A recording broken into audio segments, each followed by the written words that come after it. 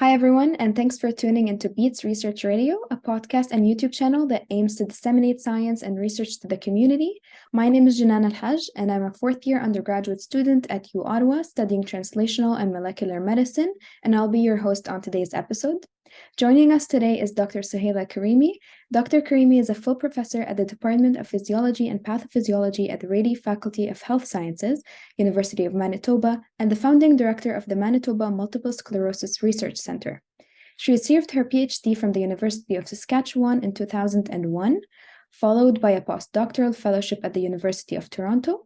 Dr. Karimi currently leads cutting-edge research in the fields of regenerative medicine and neuroscience, and her research aims to develop innovative therapies to treat debilitating neurological conditions such as multiple sclerosis and spinal cord injury. Dr. Karimi's research program contributes to both basic and translational discoveries by focusing on neuronal repair and regeneration, stem cell therapies, and pharmacological treatments.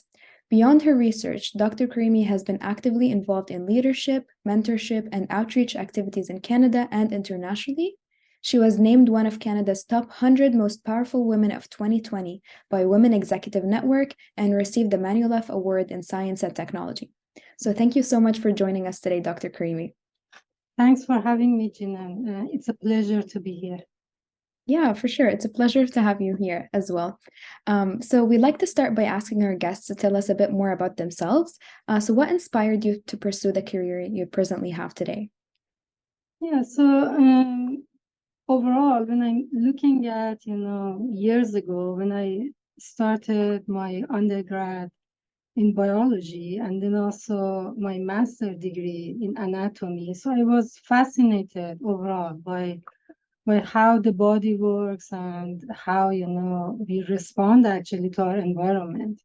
And then I was also developed high interest in neuroscience, because I found neuroscience to be complex, especially nervous system, the complexity of the central nervous system, the brain and the spinal cord, and the critical roles that they play in regulating every aspect of our body, including our behavior, our emotions, and our functions, sensation, mobility, everything. So, and then when I started my PhD, I moved actually from my home country of Iran after my initial education. I came to Canada in 1996 to pursue my doctoral studies in a more research-intensive setting. So I attended the University of Saskatchewan, and I obtained my PhD there in neurosciences. And during my PhD, I developed interest in translational aspect of neuroscience and neurological disorders, because injuries or diseases of the brain and the spinal cord results in permanent functional deficits in affected individuals. And this is because the central nervous system is known for its poor ability for self-repair. And then in that line, after my PhD, with the intent on building my career actually on treatment development for spinal cord and brain repair, I moved to Toronto to join the laboratory of Dr. Fellings in Toronto Western Research Institute, which was a cutting-edge lab for spinal cord injuries. And then I did my postdoctoral fellowship there. And in that period of time, I focused on neural stem cell therapies for spinal cord injury. And those studies established novel concepts and protocols in the field, and they have been really instrumental since then in advancing neural stem cells from preclinical animal studies to clinical trials. And then through a series of original stem cell therapeutic work that we published actually over a decade ago, that then provided reference in the field that neural stem cell transplantation is promising for repairing the damaged spinal cord and improving function in experimental models. And then when I started my independent research program in 2010, University of Manitoba, so then I continued this research, and also I became a professor to train the next generation of neuroscientists. And when I'm looking back actually to my childhood even, I knew from the young age that I wanted actually to be a scientist. When we were talking, with our friends, and people were talking about, yeah, I want to be a doctor, I want to be a dentist.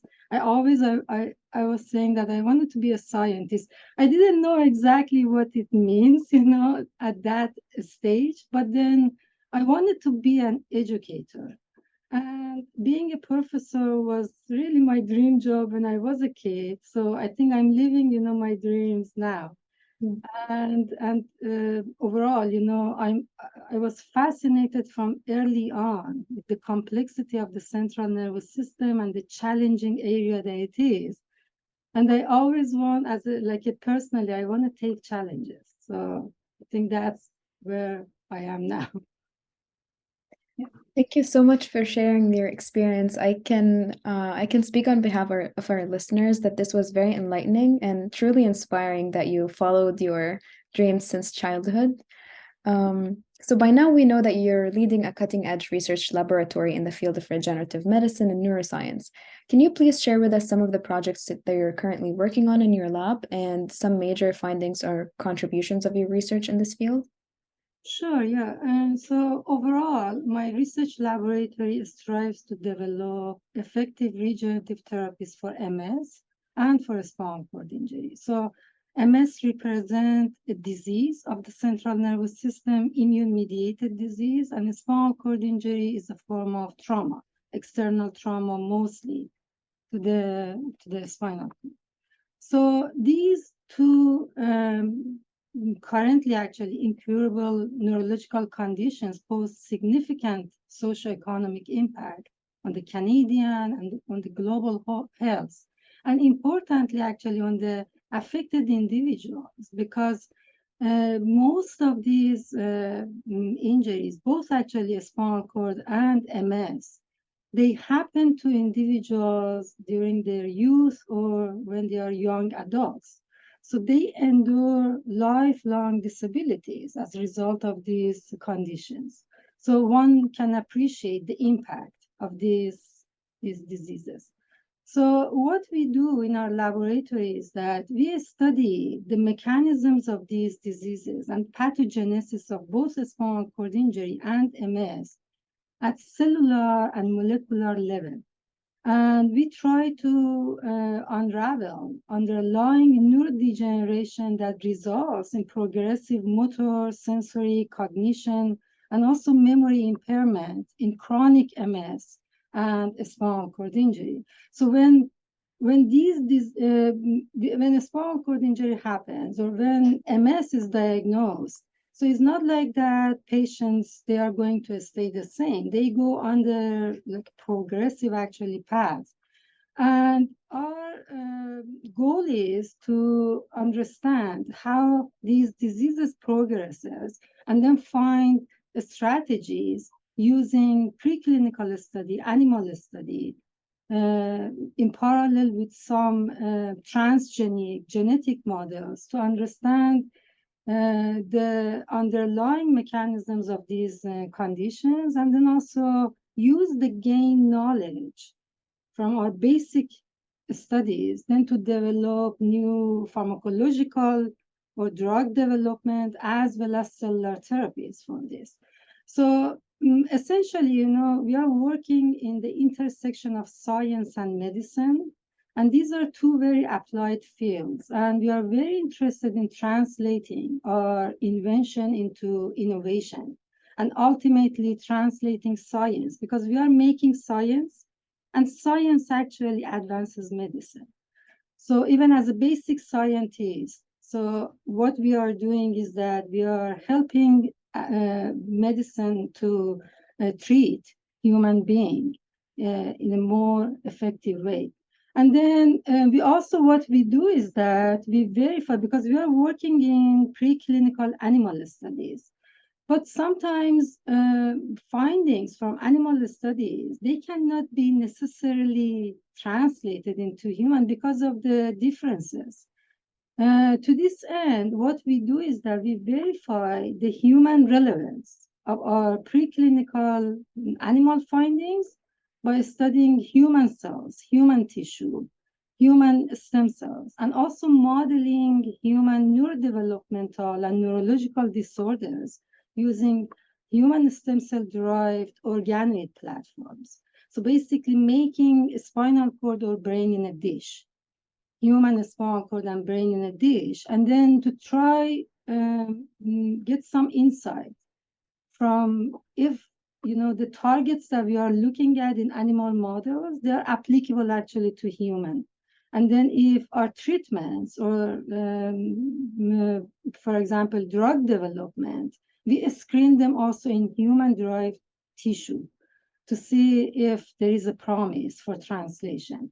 Overall, I can say that our research program has moved both field of SCI and spinal cord injury and MS in new direction.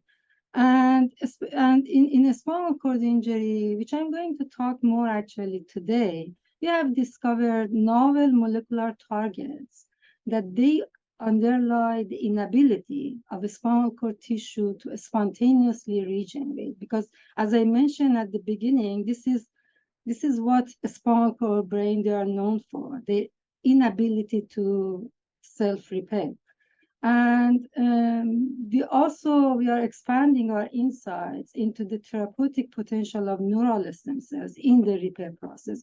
Likewise, in MS, we have identified some new targets, new molecules, that they seem that they drive MS pathogenesis and they are involved in onset of MS. And we believe that there is a potential of our discoveries in terms of early MS biomarker and also treatment. But of course, we are working towards those strategies, and also we are working to commercialize at some point our animal studies to clinical testing. Yeah, that's definitely very interesting. We're looking forward to hearing more about your research for sure. And I agree, like having a very accurate or as close to an accurate as possible model for MS and a spinal cord injury is the first step to like a very promising future in this field. In one of your recent publications that appeared in the Journal of Neuroscience has introduced a new stem cell-based therapy for spinal cord injury. Could you please explain your findings in the study and its promises as a treatment strategy for spinal cord injury? Yeah, absolutely. Yeah. So we are actually very proud of this study. And the reason is that this is a line that I have working on really for, I would say, over the past 2 decades. And what I can tell you is that, so as I mentioned, a spinal cord injury causes permanent loss of neural tissue. So basically we lose neurons and supporting cells glia after a spinal cord injury. So many of neural cells within the spinal cord where the trauma happens, they die instantly. And also they continue dying. So the lesions, they become bigger and bigger. And this tissue loss results in loss of body movement and sensation below the level of injury. And neurodegeneration, as I said, continues in the injured spinal cord. As a result, cell replacement strategy is an essential approach for improving function after a spinal cord injury. We need to renew the cells that are damaged, and we need to reconstruct the tissue in order for the individuals to regain some of the functions back, and they come back into a more normal life. So to replace cells, neural stem cells have the innate ability, because these are tissue-specific cells within the central nervous system that they actually made during embryonic development. They made our brain and spinal cord.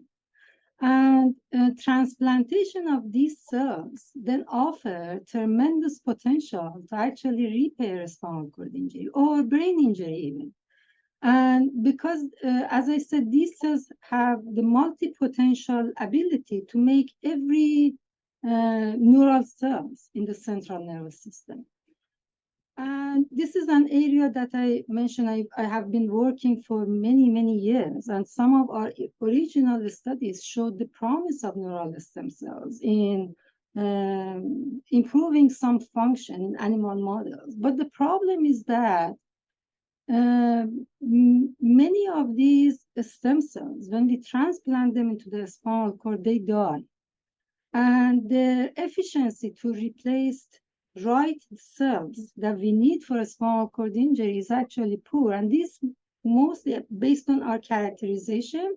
Now we know that this is mainly because of the hostile environment of injured spinal cord. These cells, they are good cells, but then when we put them in an environment that they are not receiving the support that they need to differentiate into different cell types, so then that is limiting their application.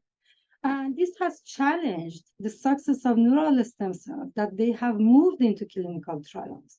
So my research team continues to actively study how neural stem cells are regulated in the injured spinal cord to improve their regenerative response and their integration through development of adjunct therapies. Because we cannot just transplant the stem cells with the hope that they make magic. So we need to support them. And then what we are trying to do is that to develop treatment strategies that they can be delivered actually to patients less invasively. But then they support the cells at the time of transplantation. In the publication that you mentioned, what we have discovered is that the presence of a class of inhibitory molecules in the matrix of a spinal cord in the lesion is potently limiting success of a stem cell transplantation. When we identify these molecules, these inhibitory molecules, then we also found that we looked at their mechanism, the mechanisms of these molecules, and we found that they are actually inhibiting neural stem cells by acting on two receptors that are expressed by these stem cells. So you imagine that you put these stem cells in the vicinity, you are transplanted into the spinal cord, all these inhibitories are around these stem cells, and then through receptor-mediated mechanisms, they are inhibiting their ability to regenerate the cells that we want. So what we did was that we used some peptides to inhibit the reaction between inhibitory molecules and receptors on the stem cells. And what we are essentially showing in this application that with this strategy, when we gave rats with a spinal cord injury, peptide therapy at the time of neural stem cell transplantation, that made a big difference. So we found that these stem cells, they can survive many, many weeks after transplantation, up to 16 weeks, which is a big actually duration for rat studies. And we also found that rats, spinal cord injury rats, they were able to walk with more weight support and coordination.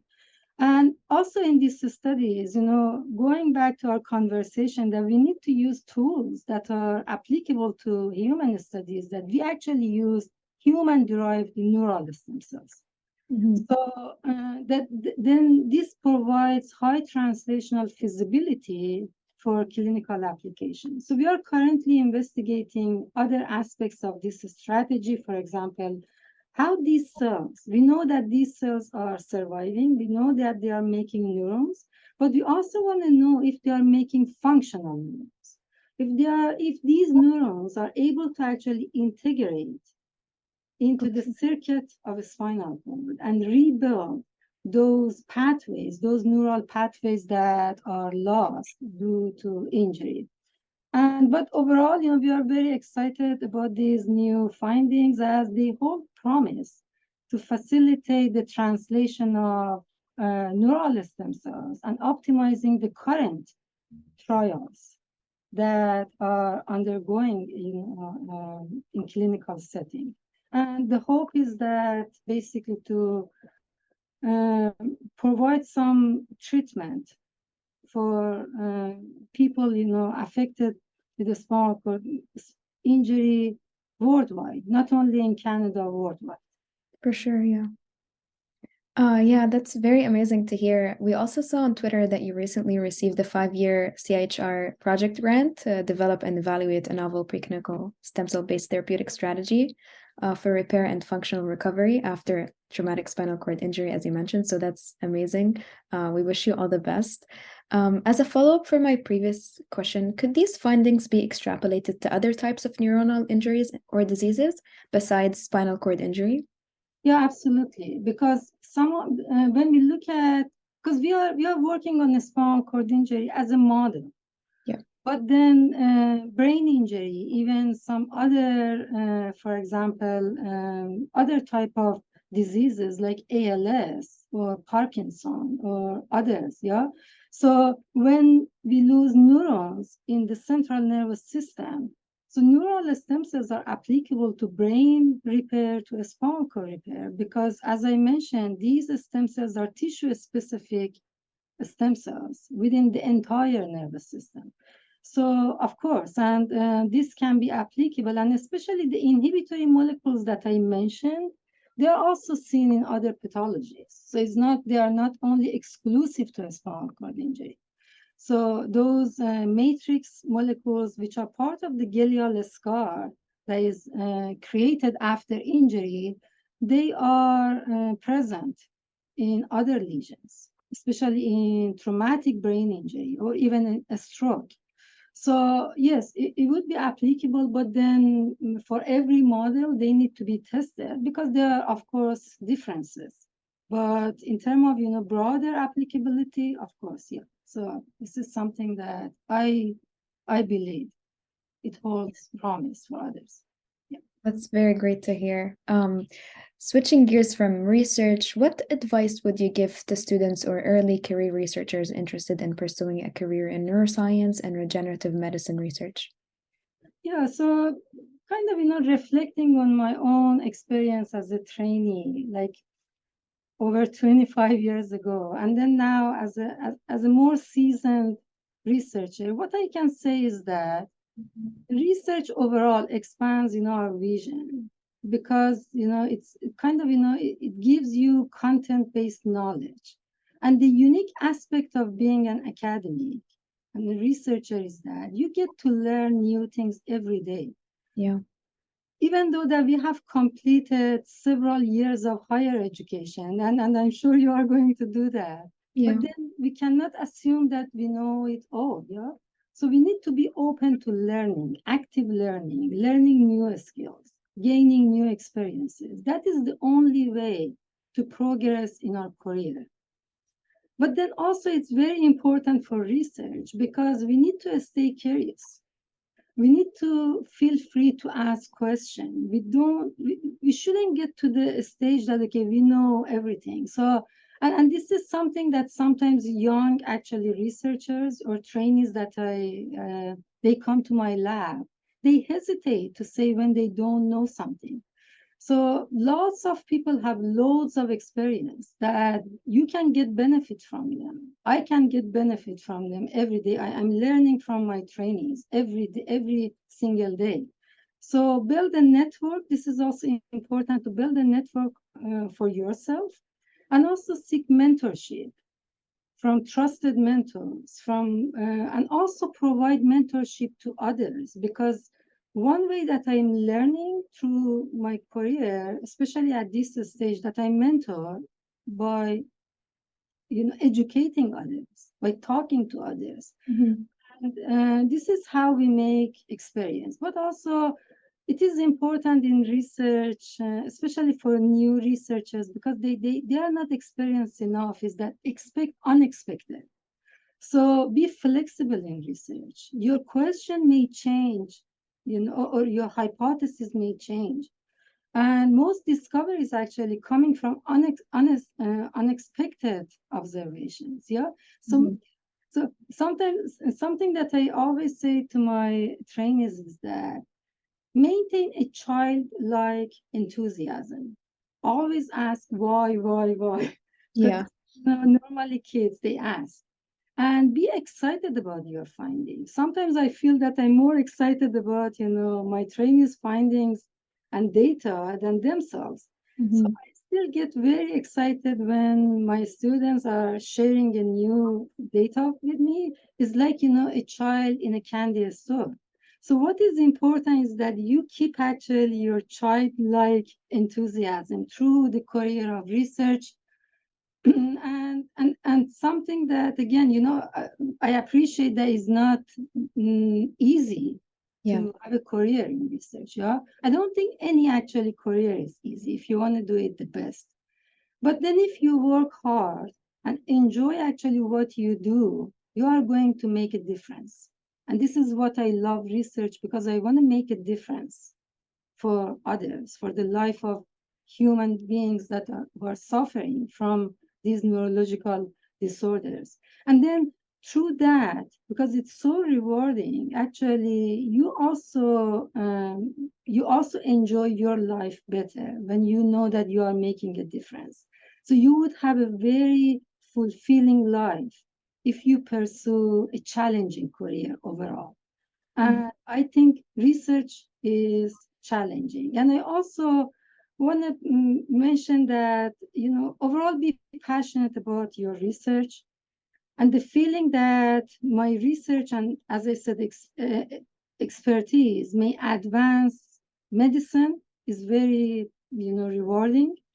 And also something that I want to say perhaps to women is that we need more researcher. We need more female researcher, because not only we are very low number, in research career overall, but we also need a female researcher focusing actually on female health, Mhm. because in many modeling, in many research setting, female kind of, sex is not included in, in a study. So it would be very nice to have more female researcher overall for equity and Yeah. also for diversity in research.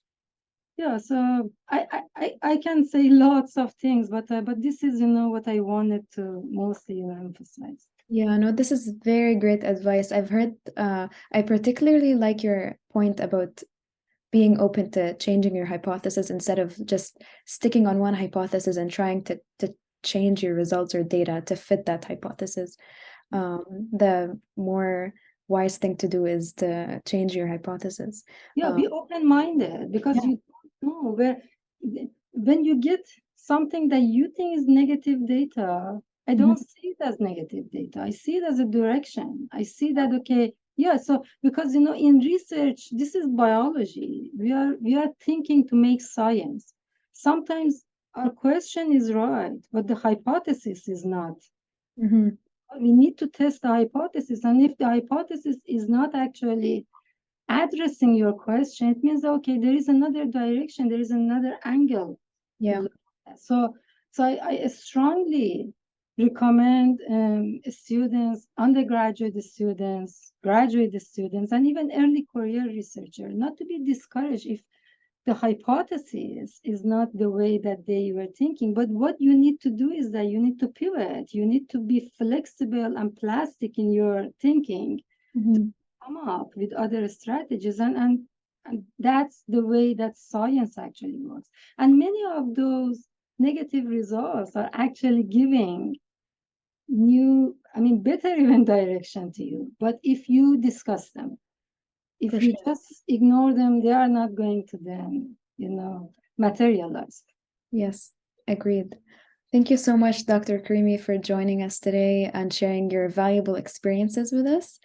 Um, would you like to say anything to our listeners? Thank you so much for the invite. It was a pleasure talking to you, and also talking, to your audience. And And no, I just want to say thank you for giving me this opportunity. Of course, it's our honor.